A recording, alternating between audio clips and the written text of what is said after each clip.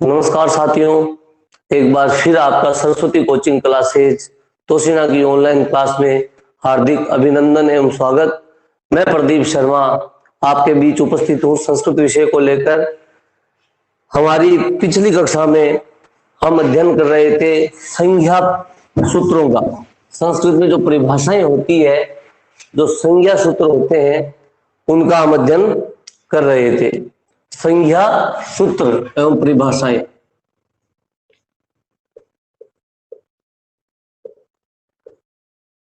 संज्ञा सूत्र परिभाषा हमने पिछली कक्षा में प्रातिपदिक संज्ञा, घी संज्ञा, स्त्री संज्ञा आदि के बारे में चर्चा करी। इससे आगे हम आज पढ़ेंगे। सबसे पहले हम बात करते हैं प्रगृह्य संज्ञा की। आज की जो पहली संज्ञा हमने पढ़नी है वह है प्रगृह्य संज्ञा। प्रगृह्य संज्ञा विधायक सूत्र।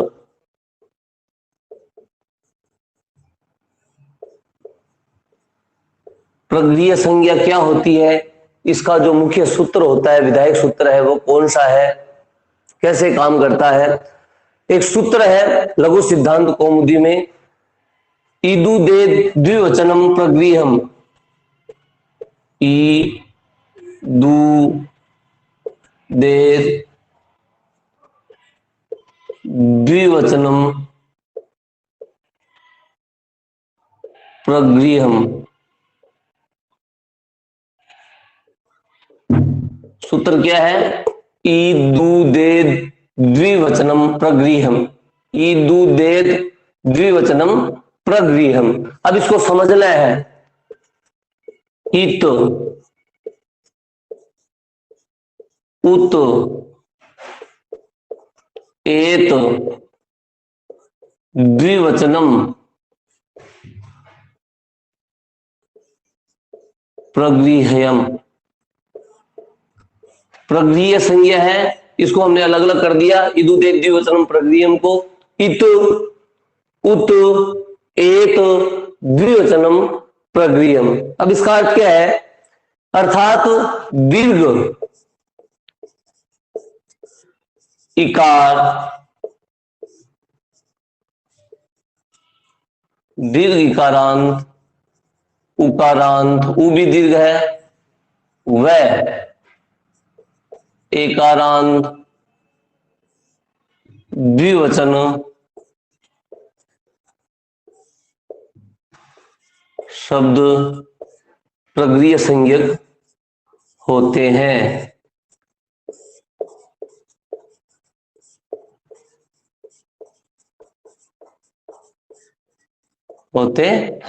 अर्थात दीर्घ इकारांत, उकारांत व एकारांत की द्विवचन में प्रगृह्य संज्ञा होती है।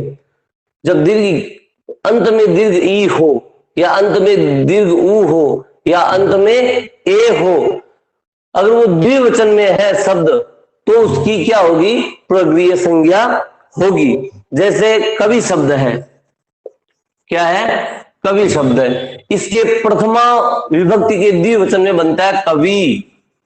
क्या बनता है? कवि। कवि जो शब्द है उसकी प्रथमा विभक्ति, 7 विभक्तियां होती है, हमने बात की थी। उस 7 विभक्तियों में से जो प्रथमा विभक्ति का द्विवचन है, प्रथमा विभक्ति का ये क्या है? द्विवचनम। अगर दीर्घ ई है और वह द्विवचन का रूप है, तो वहां पे हमेशा कौन सी संज्ञा होती है दोस्तों? प्रगृह्य संज्ञा होती है। जैसे शब्द साधु, साधु के प्रथम विभक्ति के द्विवचन में बनता है साधु। यहां छोटा है और द्विवचन में जाते ही वो दीर्घ हो जाता है। दीर्घ, जैसे यहाँ कभी ई छोटा था और जब वो प्रथम विभक्ति के द्विवचन में गया तो ई बड़ी हो गई, और यहाँ साधु में ऊ छोटा था और जब वो द्विवचन में गया तो बड़ा हो गया। तो कहने का तात्पर्य यह है कि बड़ी, बड़ा ऊ और ए अगर द्विवचन पर तो किसी भी विभक्ति के द्विवचन में हो और बड़ी की मात्रा या बड़ा ऊ की या ए की मात्रा हो, तो वो शब्द है, वो ये जो कवि है, ये प्रगृह्य संज्ञक शब्द हो जाएगा, इसकी प्रगृह्य संज्ञा होगी। ई की, ऊ की और एकारांत वाले शब्द जो होते हैं उनकी कौन सी संज्ञा होती है? प्रगृह्य संज्ञा होती है। जैसे शब्द है लता, लता, लते, लता, लता, लते, जैसे इसमें बनता है लता, प्रथम विभक्ति एक वचन में लता, द्विवचन में बनता है लते और बहुवचन में बनता है लताहा। तो यहां हमें क्या ढूंढना है? द्विवचन ढूंढना है। द्विवचन में क्या है? लते। द्विवचन में कौन सा अंतिम जो वर्ण है वो क्या आ रहा है? ए। तो ए आ रहा है, तो इस लते की क्या हो जाएगी दोस्तों? प्रगृह्य संज्ञा हो जाएगी। क्या हो जाएगी? वैसे ही रमा, रमे, रमाहा, इसमें द्विवचन में ए आ रहा है। अगर द्विवचन में ए नहीं आता है, जैसे रामः, रामौ, रामः, प्रथम विभक्ति का द्विवचन तो ये भी है, लेकिन इस रामों में प्रगृह्य संज्ञा नहीं होगी। क्यों नहीं होगी? इसलिए नहीं होगी कि जो रामों में औ आ रहा है और हमारा सूत्र कहता है इत, उत, एत द्विवचनम प्रगृह्यम। अगर इकारांत, इकारांत बजाई है, उकारांत है या एत है और वो द्विवचन में है तो वो प्रगृह्य संज्ञक शब्द होते हैं, अन्यथा नहीं। तो ये प्रगृह्य संज्ञा का विधायक सूत्र है। इदुदेत द्विवचनम प्रगृह्यम, इदुदेत द्विवचनम प्रगृह्यम, ईत, उत, एत द्विवचनम प्रगृह्यम, इत, उत, एत द्विवचनम प्रगृह्यम। अर्थात दीर्घ इकारांत, उकारांत व एकारांत अगर द्विवचन में है तो उनकी प्रगृह्य संज्ञा होती है। अब जैसे एक उदाहरण और ले लेते हैं, जैसे हरि है, हरि है, इसके द्विवचन में बनता है हरि, हरि, हरि, हरयः। तो ये द्विवचन का जो हरि है वो क्या है? प्रगृह्य संज्ञक शब्द है, इसकी प्रगृह्य संज्ञा होगी। तो ये था प्रगृह्य संज्ञा विधायक सूत्र, इदुदेत द्विवचनम प्रगृह्यम। अब आगे की संज्ञा है भू संज्ञा। दोस्तों परीक्षा में ऐसे पूछा जाता है प्रगृह्य संज्ञक विधायक सूत्रम अस्ति, या तो आपको ऐसे पूछ लिया जाता है प्रगृह्य संज्ञक विधायक सूत्र है, या फिर ऐसे पूछ लिया जाता है अधोलिखित शब्दानाम प्रगृह्य संज्ञक शब्द अस्ति। वैसे आपको दिखा दिया जाता है कि प्रगृह्य संज्ञक शब्दों अस्ति, ए में ऑप्शन दे दिया जाता है।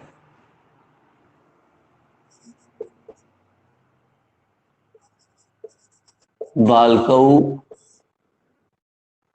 ब में आपके सामने ऑप्शन दे दिया जाता है।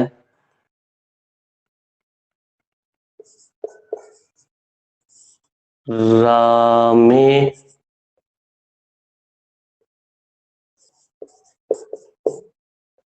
यहाँ आपके सामने लिख दिया जाता है द्विवचनम, यहाँ सामने लिख दिया जाता है एक वचनम, सब विभक्ति के एक वचन में बनता है। शीते द्विवचनम,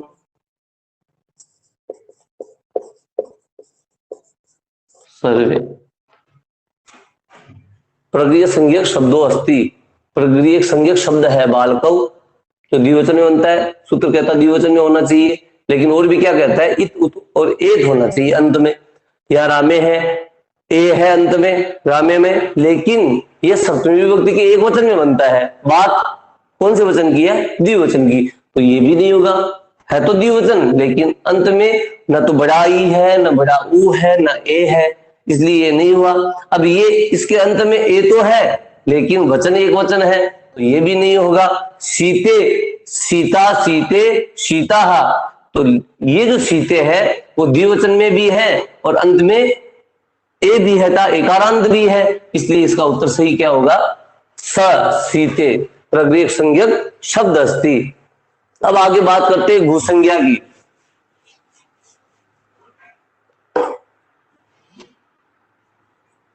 भू संज्ञा विधायक सूत्र, भू संज्ञा विधायक सूत्र कौन सा है? दा, धा घ दाप, दा धा घ दाप। इसका अलग अलग कर देती हो, दा धा घू दाप, दा धा घदाप, दा धा घू अदाप। ये कहता है दा व धा धातु की क्या कौन सी संज्ञा होती है? घू संज्ञा होती है, अदाप की नहीं।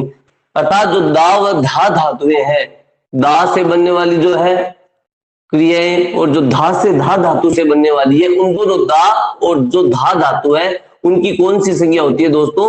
घू संज्ञा होती है, अदाप की नहीं। अगर दाप है, वहां दाप से कोई धातु है तो उसकी घू संज्ञा नहीं होती है।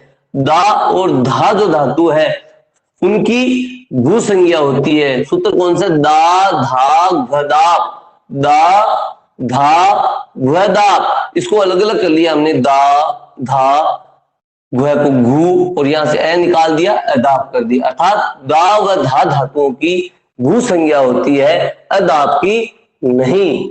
दा व धा धातुओं की घू संज्ञा होती है दोस्तों, अदाप की नहीं। अब इससे आगे हम दूसरे सूत्र के बारे में बात करते हैं, वो है घ संज्ञा।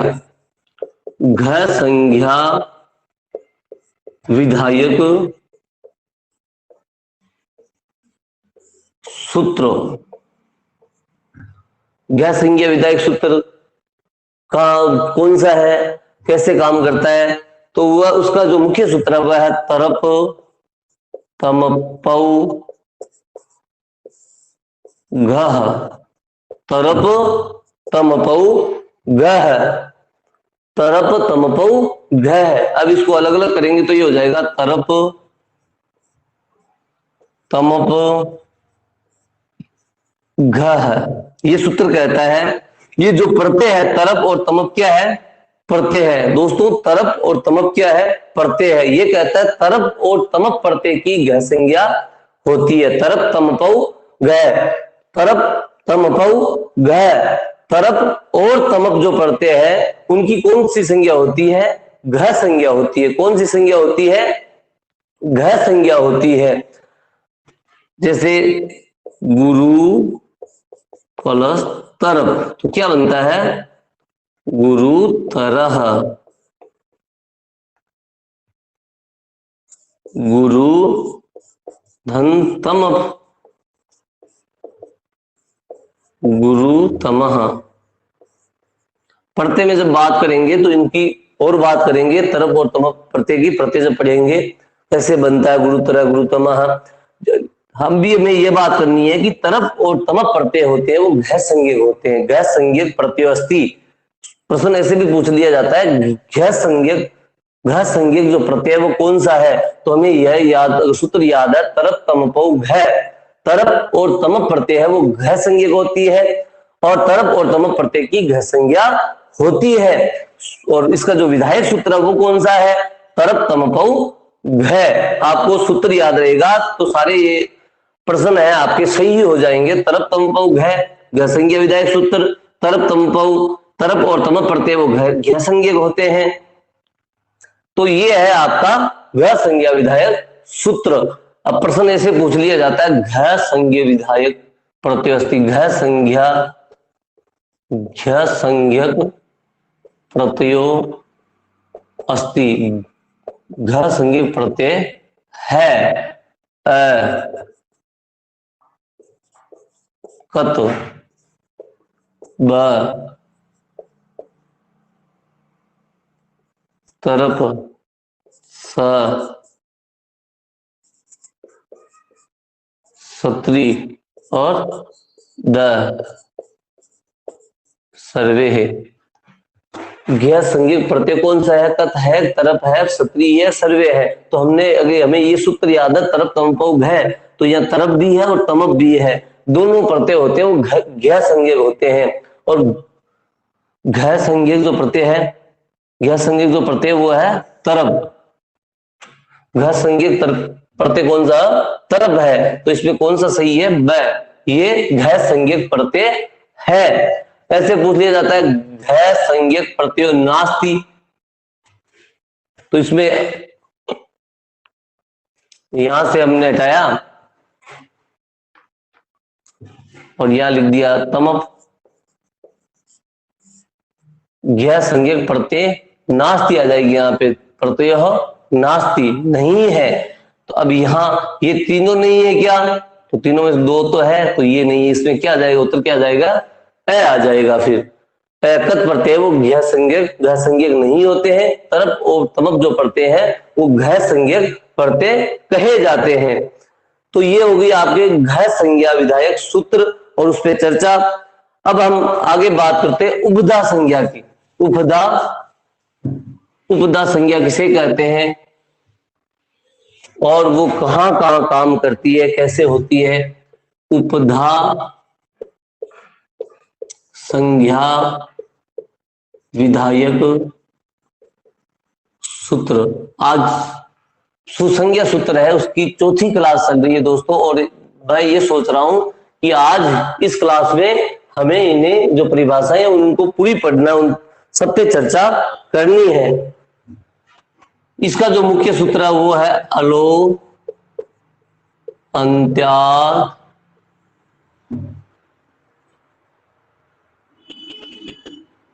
पूर्व उपधा।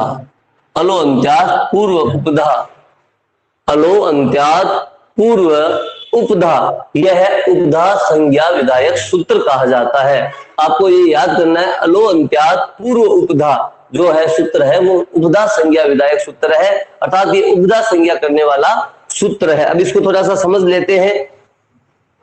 अल, इसको अलग अलग करो, अपने आप समझ में आ जाएगा। अल अंत्य पूर्व उपधा, ये कहता है अल यानी जो हमारे अल प्रत्याहार, अल प्रत्याहार में स्वर और व्यंजन दोनों आते हैं। अल प्रत्याहार में ऐ उन से ऐसे शुरू होता है और अंतिम जो 14वां सूत्र है माहेश्वर सूत्र हल, उसका लय, अर्थात उसमें पूरे वर्ण जो स्वर अल में कौन कौन से आते हैं, स्वर भी आते हैं प्लस व्यंजन भी आते हैं। अल में, अल प्रत्याहार में क्या क्या आता है, स्वर भी आते हैं पूरे और व्यंजन भी आते हैं।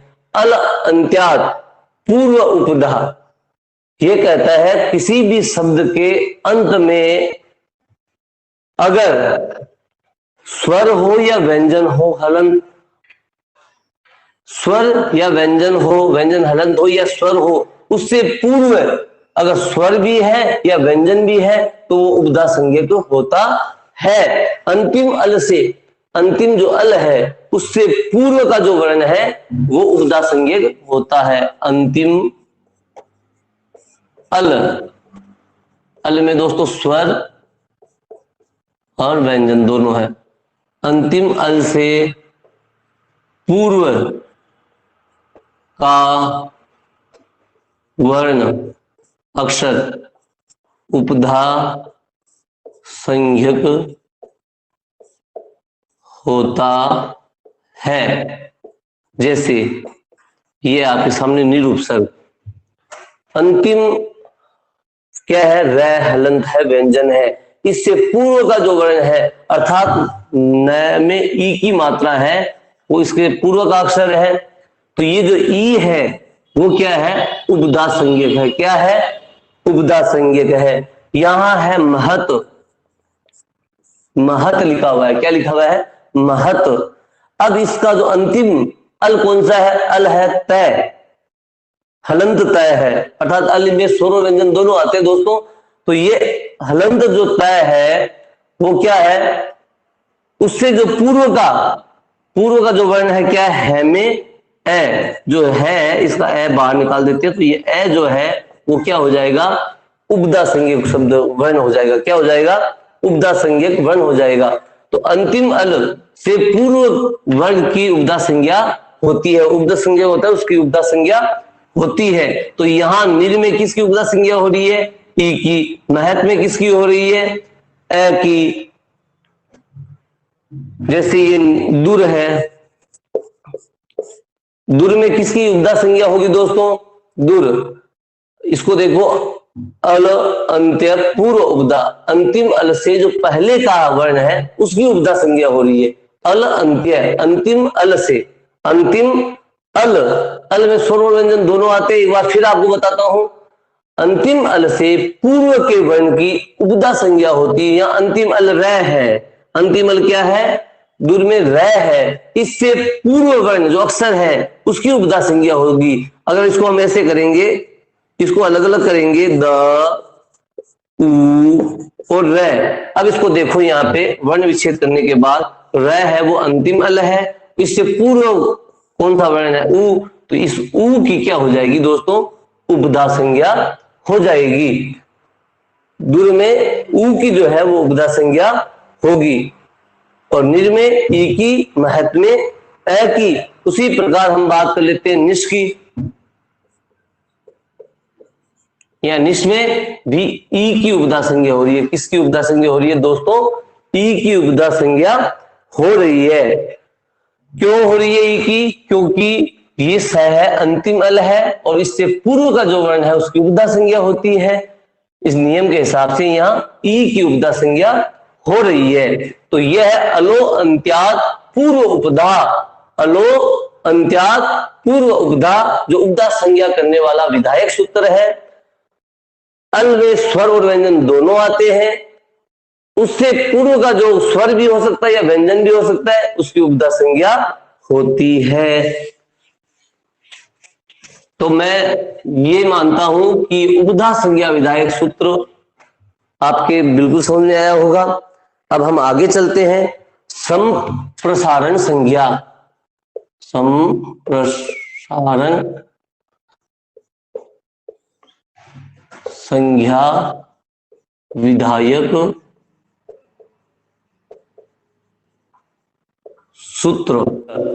अब हम बात करते हैं कि संप्रसारण संज्ञा विधायक सूत्र कौन सा है और वो कहां काम करता है, इस पे बात करते हैं। तो एक सूत्र है इज्ञनः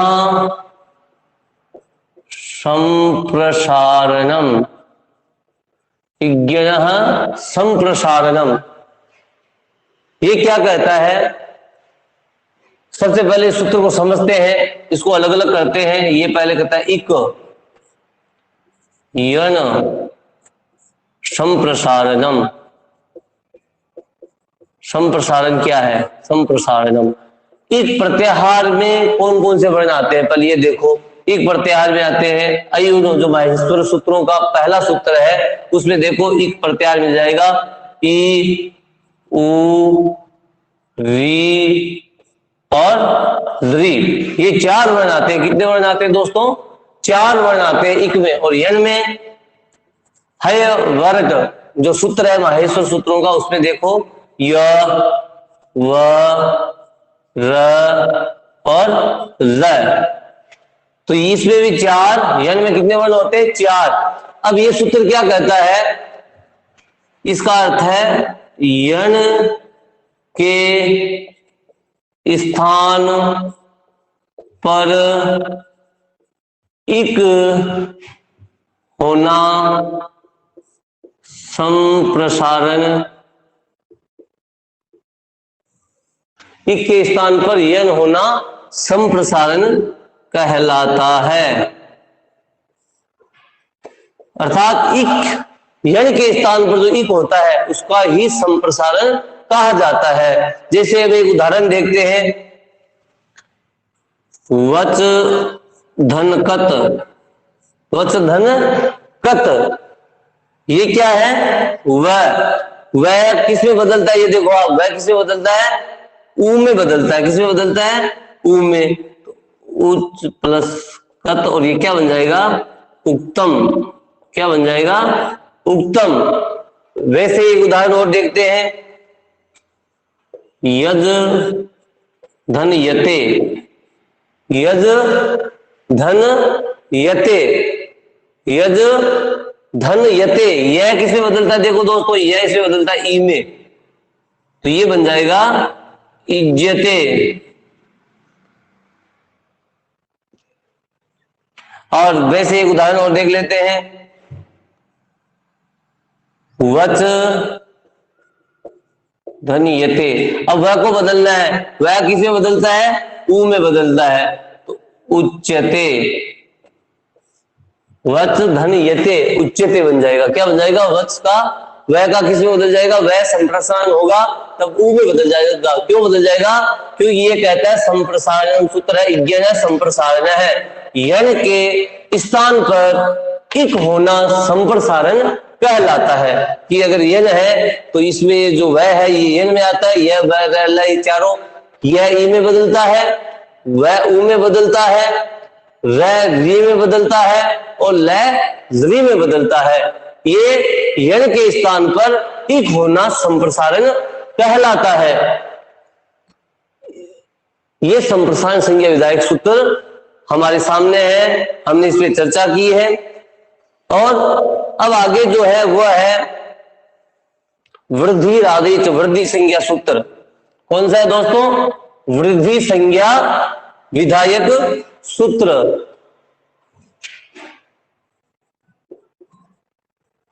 वृद्धि संज्ञा विधायक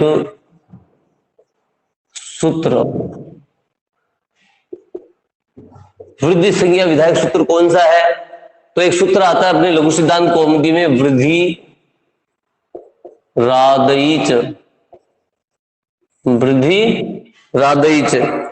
अब इसको अलग करते हैं, इसको समझते हैं। वृद्धि आत ऐच, आत का बन जाएगा आ, और एच प्रत्याहार है, उसमें कौन कौन से वर्ण आते हैं, आई और औ। तो ये आ आई औ इन स्वरों की वृद्धि संज्ञा होती है। आ आई होती है, इन्हें वृद्धि संज्ञक स्वर कहा जाता है। वृद्धि संज्ञक, जिनकी वृद्धि संज्ञा होती है उनको वृद्धि संज्ञक कहा जाता है। इनको क्या कहा जाता है, आ आई औ को वृद्धि संज्ञक कहा जाता है। क्यों कहा जाता है, क्योंकि इनकी वृद्धि संज्ञा होती है। और वृद्धि संज्ञा विधायक सूत्र कौन सा है, वृद्धि राधईच, वृद्धि राधईच। वृद्धि आत एच, एच प्रत्याहार में तीन वर्ण, और जो एच प्रत्याहार है उसमें आई और औ होता है। और आत अर्थात ये दीर्घ आ, ये आत में है आ, और एच का हमने अलग अलग किया आई औ, आ आई औ। इन जो तीन स्वर है इनकी वृद्धि संज्ञा होती है, इसलिए इनको वृद्धि संज्ञक स्वर भी कहा जाता है। दोस्तों ये वृद्धि संज्ञा विधायक सूत्र था, जिसे आपको याद करना है लघु सिद्धांत कौमुदी के द्वारा, जिसमें लिखा हुआ है, आचार्य वरदराजाचार्य के द्वारा लिखा गया है। तो ये वृद्धि विधायक सूत्र है, वृद्धि संज्ञा विधायक सूत्र इसे कहा जाता है। और ऐसे भी प्रश्न पूछे जाते हैं, वृद्धि संज्ञक अस्ति, वृद्धि संज्ञक स्वर है आ आई औ, इनको आपको याद करना है, आ आई औ। ये सूत्र याद करोगे तो ये पूरा चैप्टर याद हो जाएगा। वृद्धि राधईच, वृद्धि आत एच, आ आई औ की वृद्धि संज्ञा होती है, इन्हें वृद्धि संज्ञक स्वर कहा जाता है। अब एक और आती है, वह है गुण संज्ञा। कौन सी है, गुण संज्ञा। तो हम बात कर लेते हैं गुण संज्ञा की। गुण संज्ञा विधायक सूत्र, कौन सा सूत्र, गुण संज्ञा विधायक सूत्र। ये भी लघु सिद्धांत कौमुदी से अदेंग गुण है, अदेंग गुण है, अदेंग गुण है। इसको अलग अलग करें, समझते हैं। अत एंग गुण है, अत में ए आ जाएगा, एंग प्रत्याहार में ए आता है और ओ आता है कि गुण संज्ञा होती है। ये गुण संज्ञक स्वर है, गुण संज्ञक। कौन से है, गुण संज्ञक है, ए ओ। इनकी कौन सी संज्ञा होती है, गुण संज्ञा होती है। और इन्हें गुण संज्ञक स्वर कहा जाता है। किसके द्वारा होती है, अदेंग गुण है, अदेंग गुण के द्वारा होती है। ये गुण संज्ञा विधायक सूत्र कहलाता है, अदेंग गुण है। अत एंग गुण है, ए ए ओ की गुण संज्ञा होती है। ये एंग क्या है? प्रत्याहार है। एंग प्रत्याहार में ए और ओ दो वर्ण आते हैं, और अत वाला ए, ये तीन वर्ण हो, तीन स्वर हो गए, ए ए ओ की गुण संज्ञा होती है। करने वाला कौन है? विधायक सूत्र कौन सा है? अदेंग गुणः, अदेंग गुण है। यह कहता है कि ए ए ओ की गुण संज्ञा होती है। अब हम आगे बात करते हैं अवसान संज्ञा की। अवसान संज्ञा कहां होती है, किसके साथ होती है, और इसका जो विधायक सूत्र है वो कौन सा है?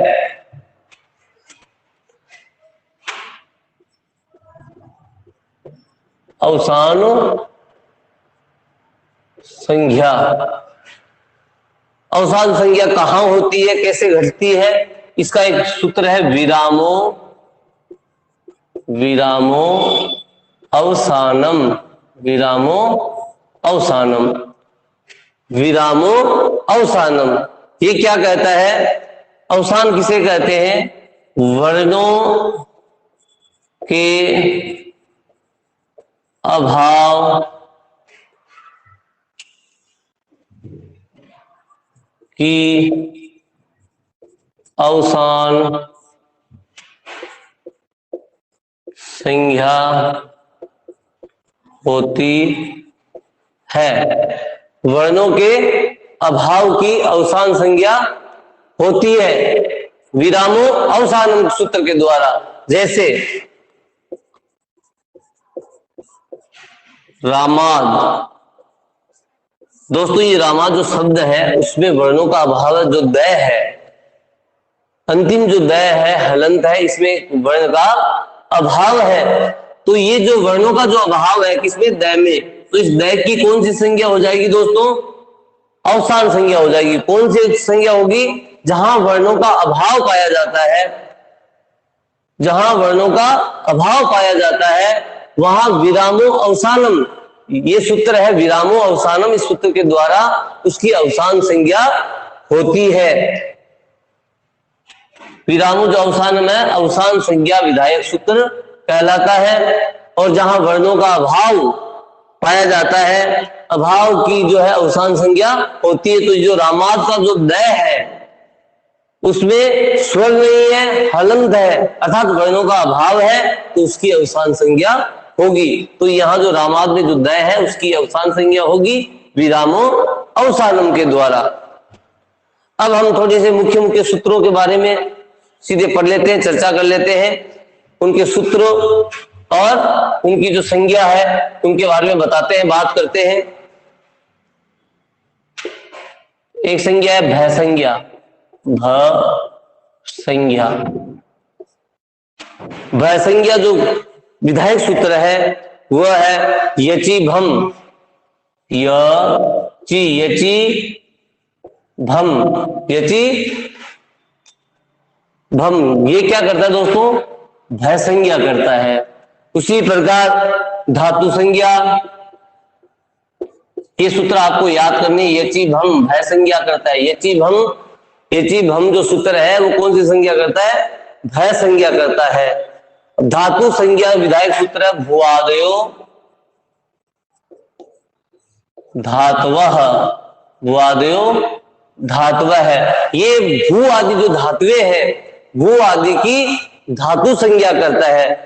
भू आदि है, भू आदि जो धातुएं हैं, भू आदि की धातु संज्ञा करता है। कौन सा सूत्र?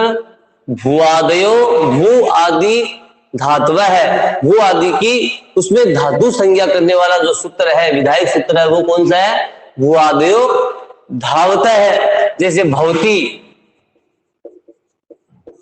भवती जब धातु रूप बनता है उससे पहले उसकी जो संज्ञा होती है, इस भवती में भू की जो संज्ञा होती है वो कौन सी संज्ञा होती है? धातु संज्ञा होती है। और सूत्र कौन सा है? भू-आदयो धातव है। इसके द्वारा भू आदि जो है उनकी धातु संज्ञा होती है, तब ये भवती पठती ये रूप बनते हैं। धातु संज्ञा होने के बाद एक सूत्र धातु संज्ञा का एक और है, वो है स्नाधन्ता धातवः। स्नाधन्ता धातवः, स्नाधन्ता धातवः ये क्या कहता है? सन प्रत्यय हो अंत में, जिसके अंत में सन प्रत्यय हो उसकी भी धातु संज्ञा होती है। सन प्रत्यांत, सन प्रत्यांत की धातु संज्ञा होती है। सन प्रत्यय हो जिसके अंत में उसकी क्या होती है? धातु संज्ञा होती है। क्या होती है? सनाधन्ता धातु, सन आधन्ता धातु, सनाधन्ता धातु है। यह कहता है जिसके अंत में सन प्रत्यय हो उनकी भी धातु संज्ञा होती है, जैसे चिकित्सा, विविक्षा। दोस्तों इनकी भी जो इनके अंत में सन प्रत्यय है तो इनकी कौन सी संज्ञा होती है? धातु संज्ञा होती है। किसके द्वारा होती है? स्नाधन्ता धातु है। पहला जो धातु विधायक सूत्र है वह है भू-आदयो धातु है। भू पट आदि जो धातुएं हैं उनकी कौन सी संज्ञा होती है? धातु संज्ञा होती है। वो कौन करता है? जैसे भवति, पठति, दृश्यति, इनमें जो सूत्र लगता है धातु संज्ञा का वो है भू-आदयो धातु है। और जिन धातुओं के अंत में सन प्रत्यय है, सन प्रत्यांत की धातु संज्ञा होती है स्नाधन्ता धातु के द्वारा। वह संज्ञा हो गई धातु संज्ञा। अब तीसरी जो संज्ञा है वह है हमारी विभक्ति च, विभक्ति संज्ञा। विभक्ति संज्ञा किसके द्वारा होती है? विभक्ति, विभक्तिश्च। सूत्र क्या है विभक्ति संज्ञा करने वाला? विभक्तिश्च। कौन सा है? विभक्तिश्च। ये क्या करता है? विभक्ति संज्ञा करता है दोस्तों। एक अप्रिक्त संज्ञा, अप्रिक्त संज्ञा, अप्रिक्त संज्ञा ये सूत्र है अप्रिक्त एकाल प्रत्यय, अप्रिक्त एकाल प्रत्यय। अप्रिक्त संज्ञा विधायक सूत्र कौन सा होता है? अप्रिक्त एकाल प्रत्यय, अप्रिक्त एकाल प्रत्यय है। दोस्तों ये अप्रिक्त संज्ञा करने वाला विधायक सूत्र कहलाता है। एक होती है गति संज्ञा, गति संज्ञा विधायक सूत्र अस्ति, गति संज्ञा विधायक सूत्र है। तो यह है गतिश्च। जो मुख्य मुख्य सूत्र हैं, मुख्य मुख्य जो संज्ञाएं हैं उनके बारे में सूत्र लिखा दिए आपको। गति संज्ञा किसके द्वारा होती है? गतिश्च। और निपात संज्ञा, निपात संज्ञा, निपात संज्ञा करने वाला सूत्र है चादयो असत्वे, चादयो असत्वे। चादयो असत्वे के द्वारा निपात संज्ञा होती है। ये जो निपात है, जो अव्यय है, जो उपसर्ग है, ये सब क्या कहलाते हैं दोस्तों? अव्यय कहलाते हैं। कौन कौन से? एक तो गति संज्ञक जो शब्द होते हैं और जो एक निपात होते हैं, गति संज्ञक, निपात, और जो उपसर्ग होते हैं वो क्या कहलाते हैं? अव्यय। क्या क्या कहलाते हैं? अव्यय की श्रेणी में आते हैं। कौन कौन? अव्यय। अव्यय कौन कौन से कहलाते हैं? निपात, उपसर्ग और गति संज्ञक, गति संज्ञक। अव्यय कौन कौन से कहलाते हैं? निपात, उपसर्ग और गति संज्ञक होते हैं। वो अव्यय की श्रेणी में आते हैं। किसकी श्रेणी में आते हैं? अव्यय की श्रेणी में आते हैं। अव्यय होते हैं जो कभी भी किसी भी विभक्ति में, किसी भी लिंग में, किसी भी वचन में उनमें कोई फर्क नहीं पड़ता, उनमें कोई बदलाव नहीं होता।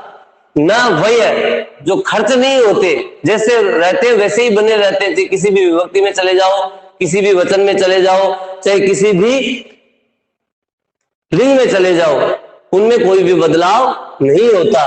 वो अव्यय की श्रेणी में आने वाली निपात है। तो निपात संज्ञा होती है चादयो असत्व के द्वारा।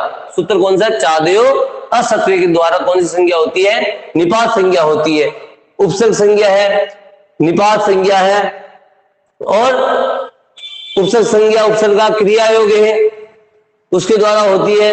निपात संज्ञा हमने अभी पढ़ी है, चादयो असत्व, गति संज्ञा गति सूत्र के द्वारा होती है। अब हम बात करते हैं कुछ संज्ञा और कुछ विशेष बातों के बारे में। हमने ये पढ़ ली भय संज्ञा, यचि भम। भय संज्ञा का विधायक सूत्र कौन सा दोस्तों? यचि भम। धातु संज्ञा भुआदयो धातुअः और स्नादंता धातुअः। विभक्ति संज्ञा विभक्तिश्च। अपृक्त संज्ञा अपृक्त एकाल प्रत्ययः। गति संज्ञा गतिश्च। निपात संज्ञा चादयो असत्वे। एक संज्ञा और संबुद्धि संज्ञा। कौन सी है? संबुद्धि। संबुद्धि संख्या। संबुद्धि संख्या एक वचनम संबुद्धि। सूत्र कौन सा है? एक वचनम संबुद्धि ही। सूत्र कौन सा दोस्तों? एक वचनम संबुद्धि ही। संबुद्धि संज्ञा करने वाला सूत्र है एक वचनम संबुद्धि ही।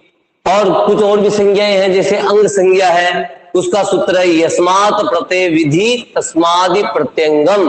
यस्मात् प्रत्यय विधि तस्मादि प्रत्यंगम, ये अंग संज्ञा वाले सूत्र है। अब कुछ सामान्य बातें कर लेते हैं। संज्ञा जो सूत्र और परिभाषा में जो हमने पढ़ी थी और आगे भी हमारे काम आएंगे, जैसे आगम किसे कहते हैं, आदेश किसे कहते हैं, इनके बारे में हम बात कर लेते हैं कुछ। जैसे एक होता है आगम, हम बार बार बात करते हैं, संधि आएगी तब बात करेंगे।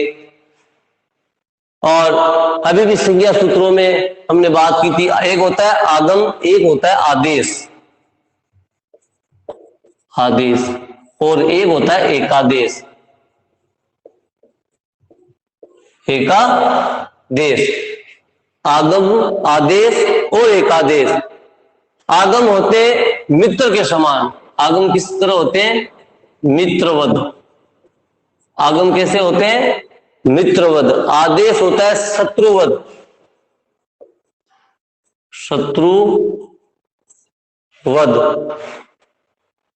मित्रवद और शत्रुवद। आगम क्या होता है कि जब दो वर्णों के बीच में किसी तीसरे वर्ण का आ जाना, आकर बीच में, इन दोनों के बीच में बैठ जाना, अर्थात आना। आगम यानी आना।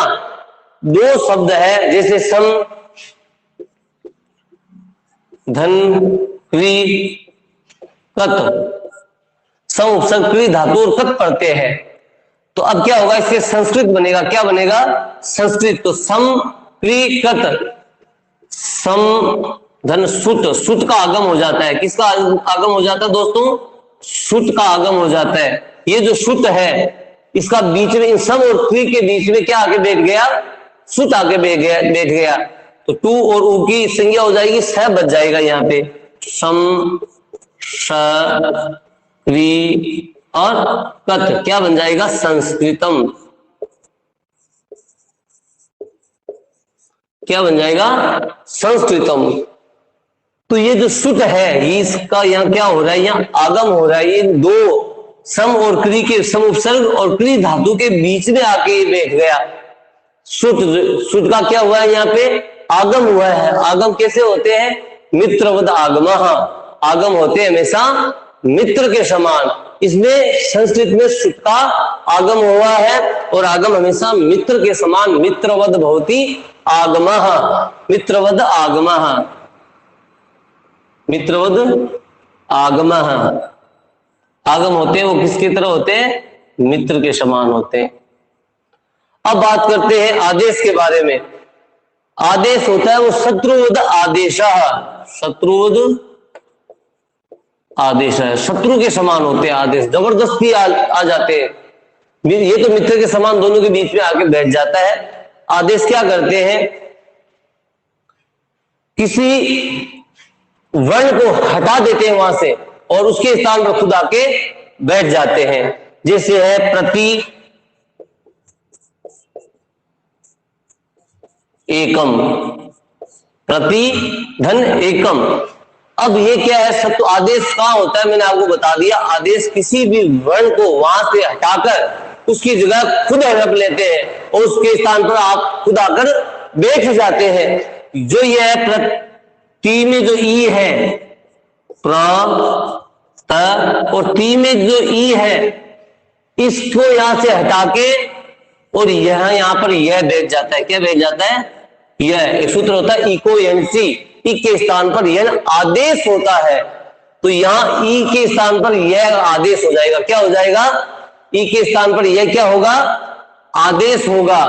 अर्थात इस ई को यहां से हटा दिया जाएगा, ये आएगा और यह इस ई को यहां से हटा के इसके स्थान पर खुद बैठ जाएगा और ये क्या बन जाएगा बाद में दोस्तों?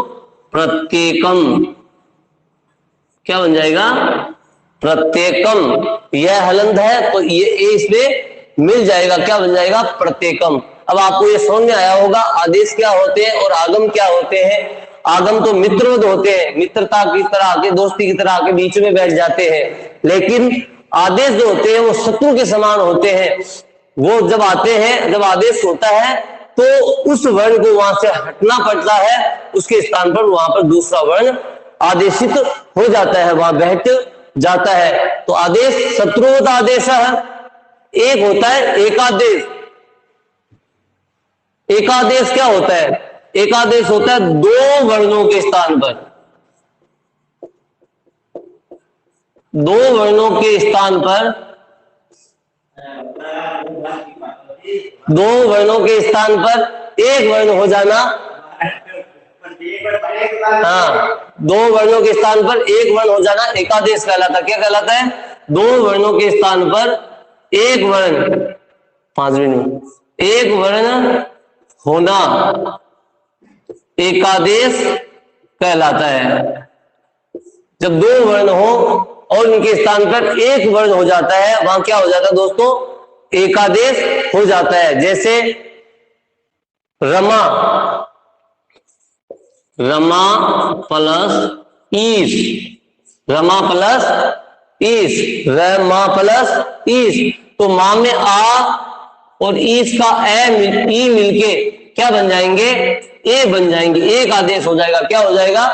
एक आदेश हो जाएगा। तो क्या बन जाएगा? रमेश। क्या बनेगा? रमेश। तो एकादेश होते हैं दो वर्णों के स्थान पर एक वर्ण का होना। आदेश होता है शत्रुवत, किसी एक वर्ण को हटा के वहां पर बैठ जाना, खुद बैठ जाना। और आगम होता है वो दो वर्णों के बीच में अपने आप को बिठा लेना, मित्रता के समान। मित्रवत आगमः, शत्रुवत आदेशः, और दो वर्णों के स्थान पर एक का होना क्या कहलाता है? एकादेश कहलाता है। तो दोस्तों मैं आशा करता हूं कि आपको मेरी कक्षा अच्छी लगी होगी। मुझे कमेंट बॉक्स में जरूर बताना।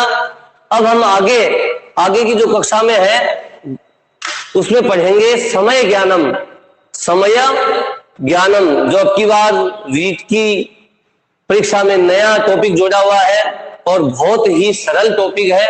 जल्दी समझ में आएगा तो हम एक क्लास में उस पर बात करेंगे। तब तक के लिए जय हिंद, जय भारत।